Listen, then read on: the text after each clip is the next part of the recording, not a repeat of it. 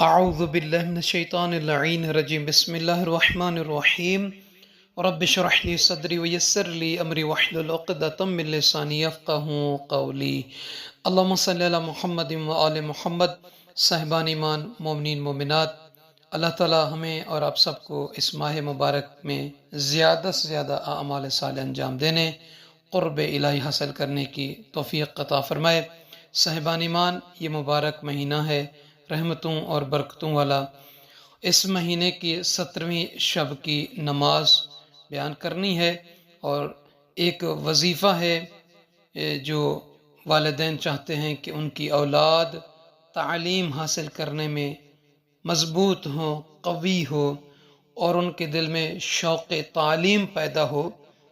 تو ایک عمل ہے سورہ رحمان کا، وہ بھی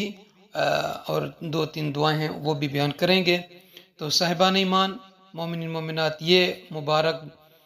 رحمت اور برکت کا مہینہ کہ جس کے بارے میں امام جعفر صادق علیہ السلام کا فرمان ہے کہ فرماتے ہیں کہ امام جعفر صادق علیہ السلام، این الرجبیون، کہاں ہیں رجب کا اہتمام کرنے والے؟ تو ایک اور حدیث رسول صلی اللہ علیہ وآلہ وسلم میں فرماتے ہیں کہ اللہ کے نبی سے منقول ہے کہ استغفر اللہ الذی لا الہ الا ہوا وحدہ لا شریک لہ واتوب الیہ۔ فرماتے ہیں کہ جس شخص نے رجب میں ان کلمات کو، یعنی استغفر اللہ الذی لا الہ الا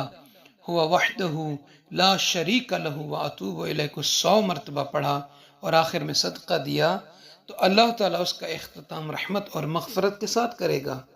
اور جس نے ان کلمات کو 400 مرتبہ رجب میں پڑھا تو اللہ تعالیٰ اس کو 100 شہیدوں کا اجر عطا کرے گا۔ پھر فرمایا جب وہ روز قیامت اللہ سے ملاقات کرے گا تو اللہ اس سے کہے گا، تو نے میری ملکیت کا اقرار کیا، بس تو جو چاہتا ہے اس کی مجھ سے تمنا کر، میں تجھے عطا کروں گا، کیونکہ میرے علاوہ کوئی صاحب اقتدار نہیں ہے۔ یعنی کلمہ استغفر اللہ الذی لا الہ الا ہوا وحدہ لا شریک لہ واتوب الیہ کو 100 مرتبہ پڑھیں گے اور اس کے بعد صدقہ دیں گے تو اللہ تعالیٰ آپ کی زندگی کا اختتام رحمت اور مغفرت کے ساتھ کرے گا۔ اگر 400 مرتبہ اس مہینے میں آپ جتنی مرتبہ مثلا دن میں پڑھ سکتے، کم از کم پورا مہینے میں باقی جو دن ہیں آپ دیکھ لیجئے کہ اس کو ہم نے مکمل کرنا ہے 400 عدد کو یا 100 کے عدد کو، تو اللہ تعالیٰ 100 شہیدوں کا اجر عطا کرے گا۔ پھر قیامت کے دن جب اللہ سے ملاقات ہوگی تو اللہ تعالیٰ اس بندے سے کہے گا، تو مانگ، جو کچھ مانگنا چاہتا میں تجھے عطا کروں گا۔ تو یقیناً خداوند علم عطا کرنے والی ذات ہے۔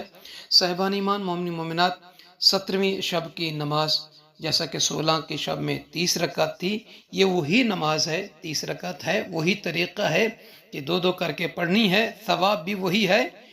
اور سورہ الحمد کے بعد پہلی اور دوسری رکعت میں سورہ توحید کو 10 مرتبہ تلاوت کریں گے، جیسے آپ نے 16 کی شب میں پڑھی، یہ 17 کی شب میں وہی نماز ہے، اس کا اجر اور طریقہ بھی وہی ہے۔ تو صاحبان ایمان، کہ جو شخص چاہتا ہے کہ ان کے بچوں میں تعلیم کے حوالے سے شوق پیدا ہو، تقویت پیدا ہو،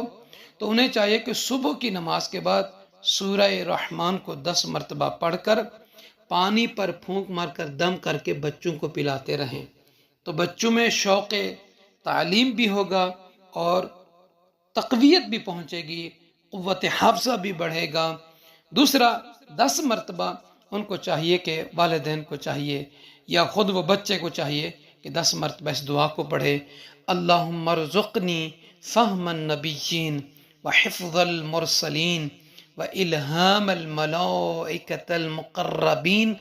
آمین یا رب العالمین۔ ففہمناہا سلیمان وکلا آتینا فہما وعلما وسخرنا مع داود الجبال یسبحنا والطیر وآلہ اکرمنی بالفہم والحفظ والخیر یا قاضی الحاجات وصل علی محمد وآلہ اجمعین۔ یہ 10 مرتبہ پڑھیے، اور اس کے بعد بسم اللہ الرحمن الرحیم وَلَقَدْ يَسَّرْنَا الْقُرْآنَ لِلذِّكْرِ فَهَلْ مِن مُدَّكِّرٍ، یہ بھی 11 مرتبہ پڑھے۔ یہ بچہ خود پڑھے یا بچہ جب پڑھنے لگے تو والدین کو چاہیے کہ یہ بچے کے ساتھ بیٹھ کر پڑھیں اور اس کے چہرے پر پھونک مار دیں۔ دوسرا یہ کہ سورہ بقرہ کی آیت نمبر 285 کی تلاوت 3 مرتبہ کیا کریں، اور بچے کی تعلیم اور شوق کے نیت سے، یا وہ بچے خود شوق تعلیم کی نیت اور تعلیم تقویت کی نیت سے سورہ بقرہ کی آیت نمبر 285 کو